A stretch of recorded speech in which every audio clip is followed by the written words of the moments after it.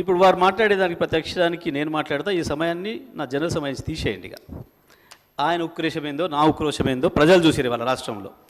ఎందుకు అంతగానో ఆవేశపడ్డాడో, ఎందుకు మళ్ళీ జైలు జీవితం గుర్తు చేసుకుంటున్నాడో. చెర్లపల్లి జైలు జీవితం వారికి అనుభవం కాబట్టి మళ్ళీ మళ్ళీ గుర్తు చేసుకుంటున్నట్టున్నాడు పాపం. మళ్ళీ ఎట్లా ఆడికే వస్తా అనుకుంటున్నాడేమో, మళ్ళీ అక్కడికే వస్తా అనుకుంటున్నాడు, గుర్తు చేసుకుంటున్నాడు. అధ్యక్ష, మా జ్ఞాపకాలు మాకుంటాయి, వారి జ్ఞాపకాలు మాకుంటాయి. నాకు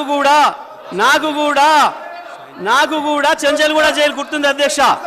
నాకు కూడా మీరాగురిగా నేను చెప్తా కానీ వాళ్ళందరికీ నాకు కూడా చెంచల్గూడ గుర్తుంది అధ్యక్ష. ఎందుకంటే తెలంగాణ ఉద్యమం కొరకు జైలు పోయిన అనుభవాలు. ఆయనకు చెర్లపల్లె గుర్తుంటుంది అధ్యక్ష, ఆయనకు అదే గుర్తుంటుంది అధ్యక్ష. పాపం మళ్ళీ యాద్ చేసుకుంటున్నాడు అధ్యక్ష. ఎంత క్రోషంగా మాట్లాడిండు. ఎందుకు కూర్చోరాదు, ఎందుకు లేదు అధ్యక్ష వారు గొప్పలు చెప్తారు. సూర్యాపేట రైస్ మిల్లులో దొంగతనం చేస్తే సూర్యాపేట మిల్లర్స్ పట్టుకొని సూర్యాపేట రైస్ మిల్లులో ఎవరిని చెట్టుకు కట్టేసిరో కూడా సూర్యాపేటలో చిన్న పిల్లగాన్ని నిక్కరేసుకున్న పిల్లగాన్ని అడిగినా చెప్తారు అధ్యక్ష. మిగతా వివరాలు మా వెంకటరెడ్డి గారికి ఒక 2 నిమిషాలు సమయం ఇస్తే వాళ్ళది ఎంత గొప్ప చరిత్రనో ఎప్పుడెప్పుడు ఏమేం చేసిరో తాతలు ముత్తాతల నుంచి మొత్తం లెక్క చెప్తాడు అధ్యక్ష.